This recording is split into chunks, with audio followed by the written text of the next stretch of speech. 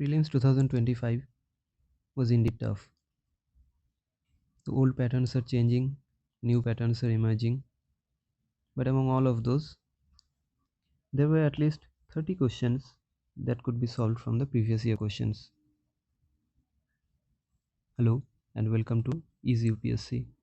Myself Manish Ranjan Roy, and I have qualified in UPSC Prelims 2023, 24 and 25. And in all those attempts, one thing have remained common, that is my strategy regarding the previous year questions. Now previous year questions doesn't necessarily mean कि आप बस questions को पढ़ो, answers को पढ़ो और बस हो गया.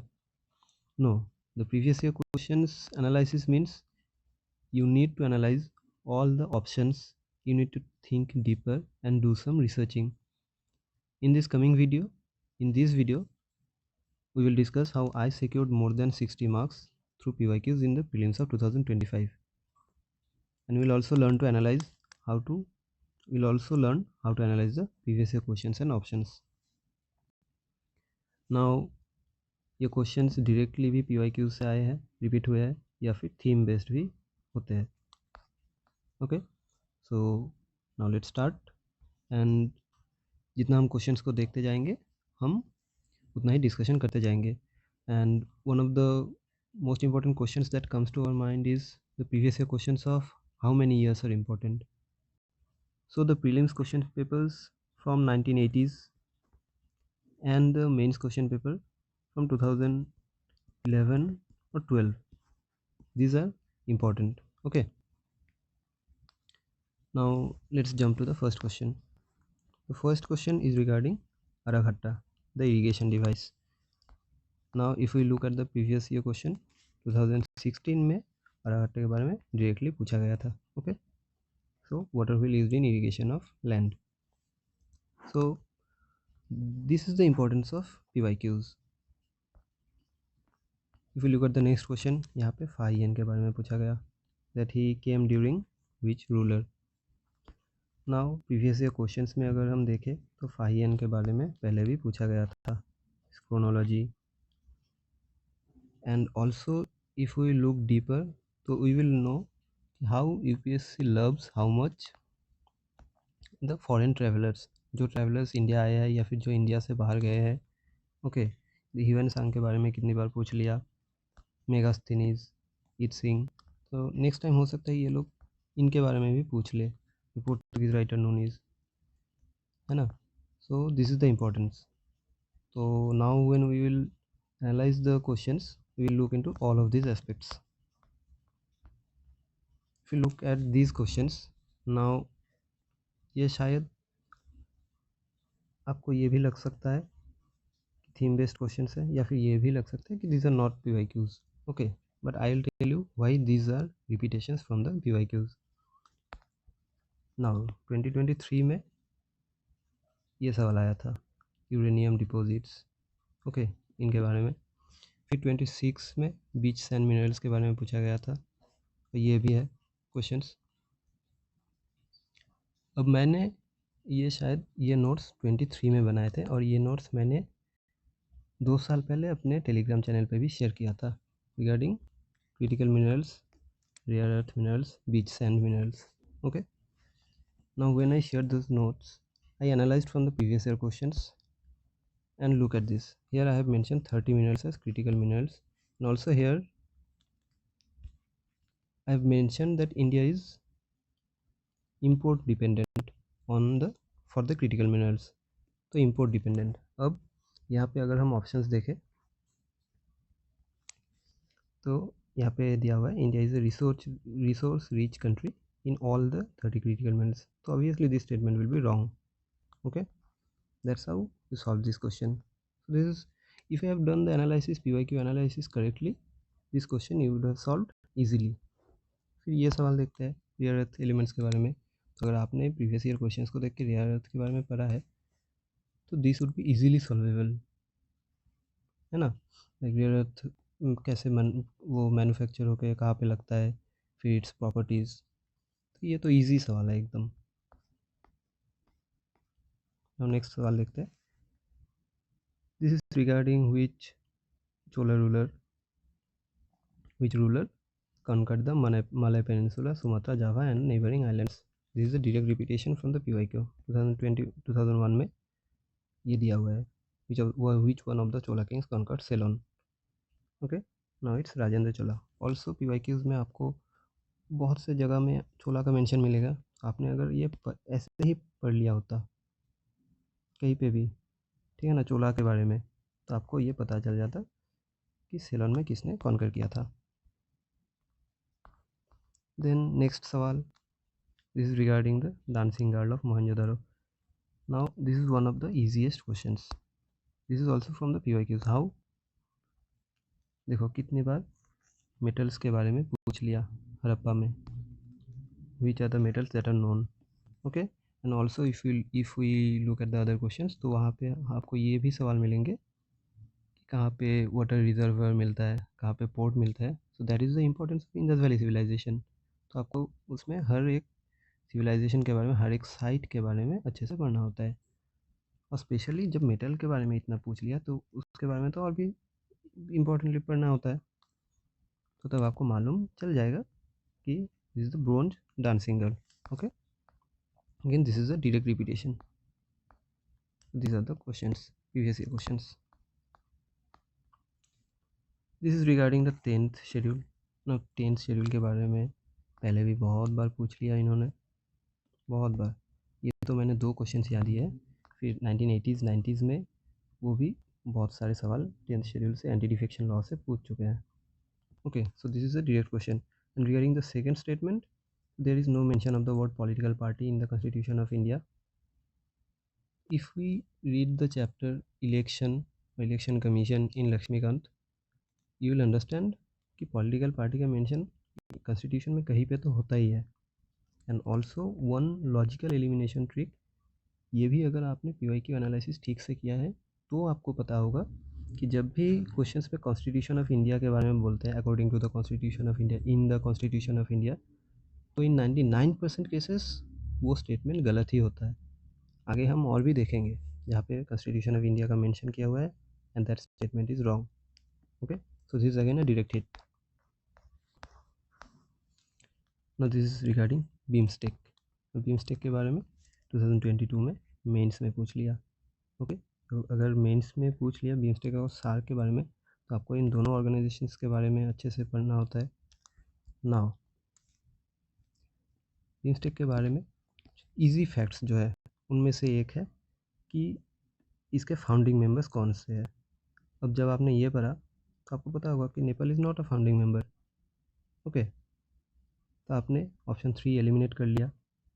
फिर आपको ये भी पता होगा कि ढाका डिक्लेरेशन तो ये नहीं आया, तो बैंकॉक डिक्लेरेशन से आया है, तो ऑप्शन 2 भी एलिमिनेट कर दो. नाउ 2 ऑप्शंस बचे हैं. ओके, ऑप्शन 1 एंड ऑप्शन 4, या तो बोथ होगा या फिर ओनली ऑप्शन 1 होगा. अब 4 स्टेटमेंट में दिया हुआ है, sub sector of tourism is being led by India. Now this will be known to you अगर आपने बीमस्टेक के बारे में रिसेंट न्यूज़ पढ़े हैं अच्छे से, या फिर आप लॉजिकल एलिमिनेशन यूज़ करें. वो भी PYQs को आपने जब अच्छे से प्रैक्टिस किया है तब आपके दिमाग में आएगा, है ना. तो तब आपको पता होगा कि नहीं, this statement is most likely wrong. Again this is logical elimination. But अगर आपको उसके बारे में जानकारी, ऐसे लॉजिकल एलिमिनेशन ना भी आए तो भी एटलीस्ट आपने ये 2 ऑप्शंस तो एलिमिनेट कर दिए. Okay, so that is the importance of PYQs. Now this is again a direct hit. 89 में माता विलासा is written by Mahendra Burman. फिर से महेंद्र बर्मन. और यहाँ पे भी 2022 में 20 में महेंद्र बर्मन का जिक्र किया है. तो आप ऐसे किसी भी बुक से पढ़ लो, पूनम दहिया NCERT, तो आपके वहाँ पे आपको पता चल जाएगा महेंद्र बर्मन को ये भी कहते हैं, इन नाम से पुकारा जाता है. ओके, देखो कितनी जगह पे महेंद्र बर्मन का और ये महाबलीपुरम पल्लवास का मेंशन किया हुआ है. पल्लवास में ही महेंद्र बर्मन आते हैं. Now if we look at this question, this is not a direct question, लेकिन PYQs अगर आपने किया है तो आपको अच्छे से पता होगा हाउ इम्पोर्टेंट आर लेक्स. मतलब लेक्स से UPSC ने इतने सारे सवाल पूछे हैं it must be among the top 5. Okay, lakes of India, जो बाहर के लेक्स है, ड्राइड अप लेक्स है, जो भी इन डेंजर होते हैं, तो इनसे इतने सारे, और स्पेशली अफ्रीका के। ओके, तो जब आपको पता है लेक्स इतने इम्पोर्टेंट है, तो आपको हर एक कॉन्टिनेंट के और स्पेशली अफ्रीका के तो लेक्स मालूम होने ही चाहिए। ओके, जब आपने पढ़ा, तो दीज आर माई नोट्स, तो मैंने हर कॉन्टिनेंट के ऐसे लेक्स के लिस्ट बना लिए, उनमें क्या इंपॉर्टेंट है। तो लेक पटोस है ब्राज़ील में, या फिर यहाँ पे लेक तंगनाइका है। तो मुझे ये तो मालूम है कि ये जो भी लेक्स है, इनमें से तो इक्वेटर पास नहीं करता। अब ये सेकंड ऑप्शन को मुझे पता नहीं था, but then again I took a logical guess, मैंने नन क्लिक किया and that is right. Okay, this is again a direct hit. Finance commission के बारे में इन्होंने पहले बहुत सारे सवाल पूछे, तो ये मेरे खुद के नोट्स है। और फिर अगर आप किसी भी सोर्स से पढ़ लो, फाइनेंस कमीशन, मृणाल सर या फिर रमेश सिंह, कोई भी सोर्स पहले भी पूछा, तो आपको पता चल जाएगा ना, this is not 45%, 41 + 1 42%। In this question they asked about the speaker, और स्पीकर का ये कब वैकेट करता है ऑफिस, फिर ये कब रिज़ाइन कैसे कर सकता है, इसका रिमूवल, इन प्रोसेस के बारे में पूछा है। और स्पीकर के बारे में भाई साहब इन्होंने इतने सारे सवाल पूछे हैं PYQs में कि if you are making a mistake regarding the questions of speaker, then you are literally committing a crime. Okay, देखो यहाँ पे इन्होंने इनके बारे में पूछ ही लिया, जैसे रिमूवल के बारे में। फिर यहाँ पे देखो, यहाँ पे भी speaker of the legislative assembly, तो वो सिमिलर ही होते हैं उनके functions speaker of the parliament के साथ। फिर यहाँ पे भी पूछ लिया, है ना, कि इंटेंस टू रिज़ाइन, ये सब एक्चुअली PYQ है, ये डायरेक्ट हिट है एकदम। So this you must like tick correctly. अगर ऐसे सवाल को आप नहीं करोगे सही, तो आप पीछे रह जाओगे। And the next question, this is one of my most favourite questions, this is regarding the petroleum and natural gas regulatory board in our country. Now PNGRB के बारे में 2019 में पूछ लिया, so I made some notes about PNGRB, और वहाँ पे मैंने ये लाइन लिया, ये लिखा, और इसको अंडरलाइन भी कर लिया, excluding production of crude oil and natural gas. And option में बिल्कुल यही दिए हुए थे, production of crude oil, production of natural gas. So I knew ये दोनों तो नहीं है, और बाकी दो है, जैसे रिफाइनिंग, स्टोरेज, मार्केटिंग। ओके, ये, so this was very easy for me. Now this may be tough to some, but as I did the analysis correctly, this was easy to me. Okay, now ये capital receipt के बारे में पूछा। In the PYQs they asked about revenue expenditure, capital expenditure, capital budget। तो जब आप capital budget के बारे में पढ़ रहे हैं PYQs को देख के, you'll obviously know about capital expenditure, capital receipt, revenue expenditure, revenue receipt, so you could solve this question easily. Now this question, you might say this is from the PYQs, or this is not from the PYQs. Why? ये 24 का question है। Okay, and they in the options they asked about cashew, papaya, red sandals, which are actually native to India. अब papaya, तब आपने अगर research किया होगा तो आपको पता चल गया कि papaya is not from India, it was introduced in India by the Portuguese. तो ये तो पता था, और बाकी दो ऑप्शंस नहीं पता था। तो you have to take some risks regarding this kind of questions. Again, these are from the same themes, but you might call these from the PYQs or not from the PYQs. यहाँ पे एक और जो important चीज़ है कि will notice, पहले भी UPSC, मुझे वो सवाल याद नहीं है अभी, but they already asked some questions कि which trees are actually native to India. So whenever such things you come across in the news, you need to note them down. Okay, this is again a direct question, isotherm के बारे में पूछा है। Okay, 2024 में ही इन्होंने isotherm के बारे में पूछा। और एग्जैक्ट सिमिलर स्टेटमेंट्स है। ऐसे तो हम अगर ये क्वेश्चन आपने देखे और फिर एनसीईआरटी पढ़ा तो this question is like very easy to you. Okay, ये पूरा एनसीईआरटी कॉपी करके यहाँ पे दे दिया। फिर ये थीम बेस्ड क्वेश्चन है, why. Now why deep analysis is important, this question shows. ये 2000 में हाइब्रिडोमा टेक्नोलॉजी के बारे में इन्होंने पूछा। ऑप्शंस में क्या है, monoclonal antibodies, interferon, antibiotics, alcohol. Now जब आपने ऑप्शंस में ये देखा तो you must obviously do some research about it. कुछ तो पढ़ो, कुछ तो नोट डाउन करो। एंड दीज स्टेटमेंट्स जो यहाँ पे दिया हुआ है, these are extremely easy statements. अगर आपने मोनोक्लोनल एंटीबॉडीज़ के बारे में पढ़ा है, थोड़ा रिसर्च किया है, तो you could easily solve this question. Okay, अब अगले साल हो सकता है वो इंटरफेरेंस के बारे में पूछे।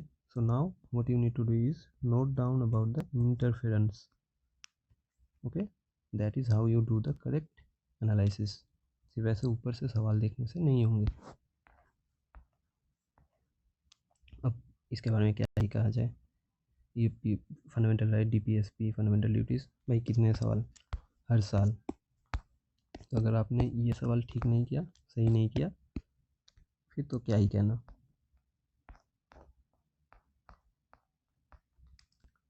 दिस क्वेश्चंस, अब लोग कह रहे थे कि दिस आर एक्सट्रीमली टफ क्योंकि नया पैटर्न है, मैथ्स दे दिया, हमसे कैसे होगा। अगर आप पीवाईक्यूज़ को देखें 2001 का, इन्होंने फार्मूला, फिस्कल डेफिसिट का फार्मूला, बजट डेफिसिट का फार्मूला, रेवेन्यू डेफिसिट का फार्मूला, प्राइमरी डेफिसिट का फार्मूला, इनके बारे में पूछ लिया मैच द फॉलोइंग करके। तो जब आपने पीवाईक्यू किया तो आपको पता चल गया कि किसका कौन सा फार्मूला है। ऑल्सो फिस्कल डेफिसिट हर 1-2 साल में ये पूछते रहते हैं, कहीं पे भी ऐसे आता है। तो जब आप फिस्कल डेफिसिट के बारे में पढ़ते हैं तो तब आप किसी भी सोर्स से पढ़ लें, मोनाल सर या फिर कोई भी बुक से, तो आपको फार्मूला तो पता ही होगा। And then these questions become extremely easy for you. Okay, तो ये भी डेट क्वेश्चन है। ये वहाँ पे लग रहा था कि ये बहुत टफ क्वेश्चन है, कहाँ से पूछ लिया, स्पोर्ट्स से पूछ लिया, कुछ पता नहीं। उस साल चेस ओलंपियड जीता गुकेश ने, और ये देखो 23 में 44th चेस ओलंपियड पूछा, 25 में किया 45th चेस ओलंपियड पूछा। तो जब आपने ये किया होगा एनालिसिस तो आपको पता होगा the chess is one of the favourite topics of UPSC. तो ये तो हमें मिस करना ही नहीं चाहिए। This is again a direct hit. Okay, and ये तो न्यूज़ में ही था ये statement. That is how you do the analysis. जब आपको पता है chess is one of the favourite topics, तो कोई टॉपिक न्यूज़ में आया है उसको नोट डाउन कर लो। Okay, in this statement, this question they asked about UPI. Now UPSC का फेवरेट टॉपिक्स में से ही एक है ये डिजिटल जो भी होता है रूपी रिलेटेड ना, डिजिटल ट्रांजेक्शन्स रिलेटेड। ये भीम के बारे में, यूपीआई के बारे में पहले भी पूछ लिया इन्होंने। ओके, एनपीसीआई के बारे में, फिर ये डिजिटल करेंसी, सोवरेन करेंसी, ऐसा पूछते ही रहते हैं। ये देखो एनएफटी, ब्लॉकचेन, है ना। तो जब आपने देखा कि ये सब सवाल आते हैं तो इस साल न्यूज़ में क्या क्या आया है वो भी आपको याद कर लेना होगा। ओके, अब this is from Monal sir's win 25। इसमें ये दिया हुआ है, तो अगर आपने ठीक से पढ़ा है और आपने न्यूज़ का ख्याल रखा है तो यू वुड नो कि फ्रांस, यूएई, सिंगापुर, यहाँ पे यूपीआई चल रहा है, यूपीआई चालू किया गया है, शुरू किया गया है। Okay, so this becomes again easy for you. In this question they asked about the ordinance. No ordinance ये पहले 2015 में पूछ चुके हैं इन मेंस। अब see the first statement, an ordinance can amend any central act. Okay, यहाँ पे क्वेश्चन क्या था, what are the major changes brought in the arbitration and conciliation act, conciliation act 1996 through the recent ordinance. So question से ही हमें पता चल गया that a central act can be amended by an ordinance. So this statement is correct. Now an ordinance can come into effect from a back date. ये पता नहीं था मुझे भी, ये पता नहीं था। Now look at the second statement. An ordinance can abridge a fundamental right. So how can an ordinance abridge a fundamental right? Even a constitutional amendment can't amend a fundamental right. So this statement becomes wrong. So option 2 is wrong. No, option C is correct. Again, क्योंकि ये statement आपको पता है, आपसे ये सवाल solve हो गया, and this became easy for you. This is again a real question. In 2019 prelims, they asked about this sand is a minor mineral. State governments have the power to grant mining leases of minor minerals. So, if you have done analysis of this previous year question, so this would have been easily solvable for you. पहले statement में इन्होंने दिया है state governments have the no power for making rules for grant of concessions. So this is wrong. This statement is wrong. This is solvable from this question itself. And this is again from the note that I made from this question. Now look at this question. This is again a question that we can solve from a mains question. Mains में इन्होंने लोकपाल के बारे में पूछा. अब लोकपाल के बारे में ठीक है, हम लक्ष्मीकांत से पढ़ लेते हैं. And all of these statements are given in Lakshmikant. These are the easiest statements that can be formed from this chapter of Lokpal. Okay, so this is again solvable. In this question they asked about Andes mountain and it passes through how many countries. Now 2024 का question है. In one of the options they gave Andes, whether it is a fold mountain and it runs through which continent. तो जब इन्होंने ये सारे mountains दिए हैं तो सारे के सारे को लेके आपको एनालिसिस करना होगा. They passes through which countries, whether they are fold mountains or block mountains, and then when you did the analysis you would know that Andes passes through 7 countries and it don't touch Brazil. So this question becomes easily solvable for you and you will stay ahead. This is the only way you can stay ahead of others. These are the low hanging fruits. You can't make any mistakes in these. This is again an example. This question came in 25. Now I know कि how important are the places in news या फिर ऐसे ही कोई regions. ना Mediterranean सी के बारे में इन्होंने पहले भी पूछ लिया. सो व्हाट आई डिड, मैंने सारे कॉन्टिनेंट्स के जो भी इंपॉर्टेंट प्लेसेस, लेक्स, डेजर्ट्स सब है एकदम पूरा मैपिंग कर लिया वर्ल्ड जियोग्राफी का, और ये यूट्यूब पे फ्री लेसन से ही किया. Okay, now look at this. ये याद रखने के लिए मैंने खुद मैप बनाया and I can easily solve it. Okay, this is the importance of PYQs. This is the importance of note making and this is how you do the note making. फिर artificial rain को cause by this. ये 2019 में artificial rains option में maintain है. अब option में maintain किया हुआ है, बार बार न्यूज़ में आता है कि दिल्ली में आर्टिफिशियल रेन्स करेंगे, तो obviously you need to do some analysis. In this question self respect movement 2019 में ये डायरेक्ट दिया हुआ है. Again this is the direct question, easy question. In 29, question number 29, they asked about continental drift. Now all of these statements, okay, this can be solved from the PYQ. And why am I calling it a direct question despite these options not being in any of the options of previous year question. Like 2013 में इन्होंने continental drift के बारे में पूछा, 2014 में इन्होंने पूछा prelims में. अब अगर आपने इनको किया होगा, ओके, 2013 और 14, तो कॉन्टिनेंटल ड्रिफ्ट के बारे में आप NCERT से तो पढ़ेंगे. तो जब आप क्लास 11 का NCERT खोलेंगे ना, क्लास 11 वो फंडामेंटल्स ऑफ फिजिकल जियोग्राफी, तो उसमें ऐसे कॉन्टिनेंटल ड्रिफ्ट के बारे में एक टॉपिक दिया हुआ है और वो शायद 1 या 2 पैरा का है. और ये जो सारे के सारे स्टेटमेंट्स हैं, these are from the NCERT itself, सारे के सारे statements. So that is how this is a direct hit from the PYQs and this is solvable. Okay, now this question, bondholders, stockholders who are prioritized this is again a question from the similar theme. अब PYQs को अगर देखें, इन्होंने bond market option में दिया है, stock market. Okay, तो अगर इन्होंने ये दिया है, ओके, तो हमें इनके बारे में थोड़ा तो जानकारी होना चाहिए। So what we do is read about them, and when we read about them, ये देखो, from where I read Monal sir के नोट्स। तो मोनाल सर के नोट्स के पहले ही ये स्टॉक होल्डर के बारे में जो इन्फॉर्मेशन है, first line is equity holders are called owners. Okay, stock holders are its owners, हो गया ये एक statement solve. If company makes profit they get dividend, they have last claim during liquidation. So equity holders have last claim. For repayment purpose, bond holders are prioritized over stakeholders by a company.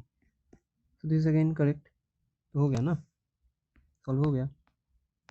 That is how you solve from the PYQs, and that is how you read from the PYQs.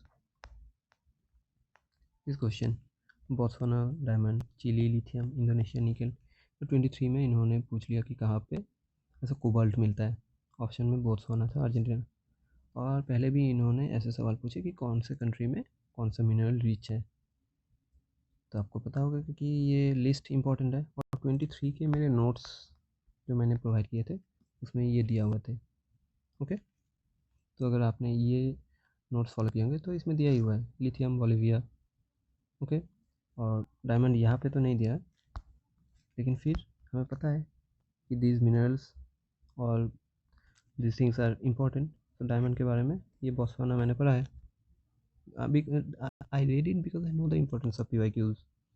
Okay, now Chile, lithium.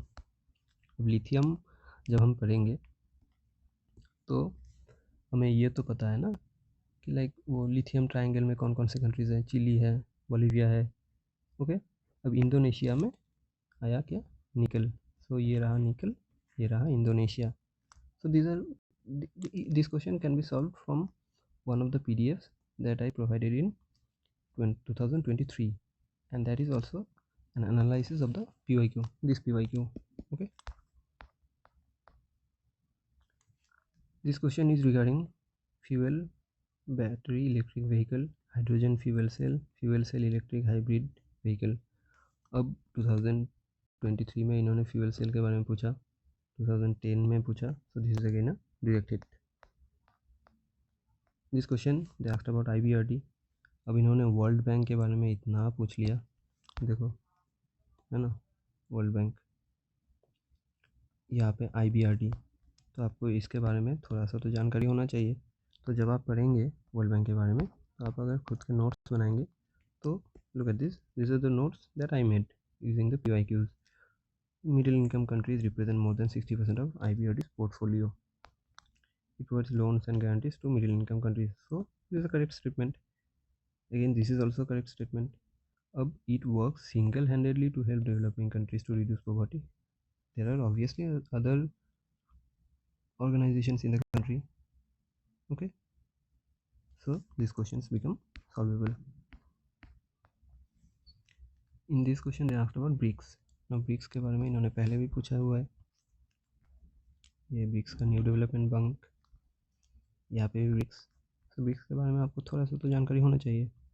तो जब आप BRICS के बारे में पढ़ेंगे तो आप ये जान लेंगे ना, ये करंट अफेयर्स में होता है कि इंडोनेशिया हुआ है कि नहीं मेंबर, फिर ये समिट कहाँ पे हुआ है। तो that is how you solve from the PYQs.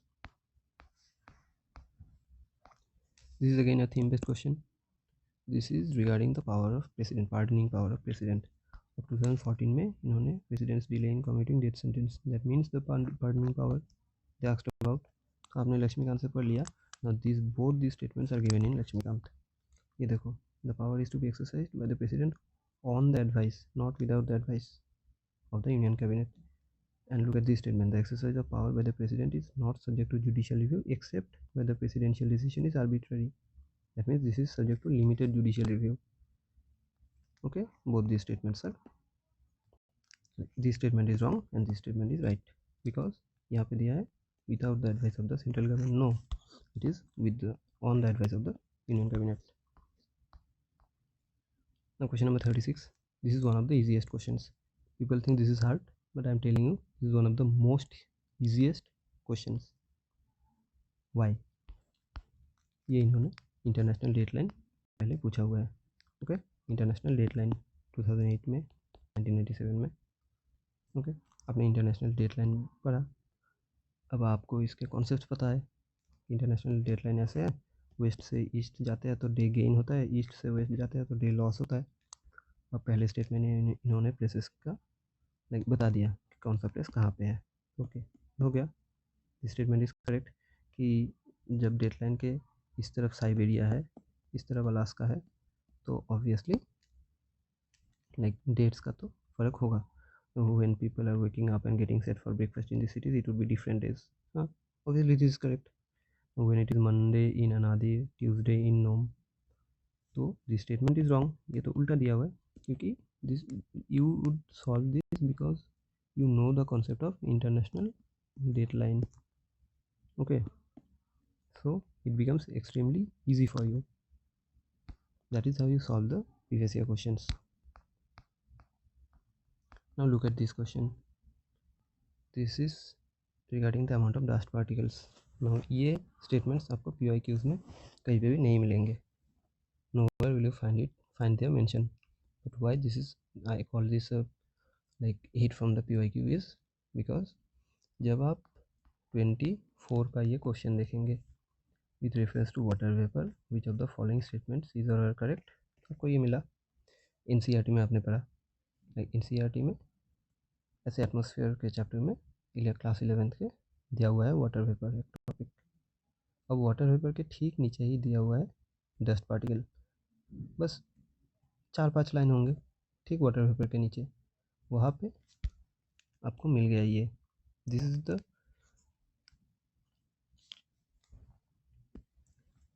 Is the type of analysis that you need to do. Okay, तो आपको पता है कि वाटर वेपर के बारे में पूछ लिया. अब ये एक पैरा दिया हुआ है तो इसको भी कर लेते हैं. And from this only I got this question. So this is again a direct hit from the previous year question. Okay, so this is how we do the analysis, and in the coming videos also I'll try to let you know about how to do the analysis, and also I'll help you in making the notes. Okay, so many more videos are going to come, and also you can let me know कि कौन से topics पे हम discussion कर सकते हैं. What do you want? So that's all for today. Thank you so much, and if you like the content then please keep subscribing, keep following, keep sharing. Also let your friends know, although I know कि ऐसे contents को हम friends के साथ share नहीं करना चाहते, but still you can do it. Okay, so thank you very much.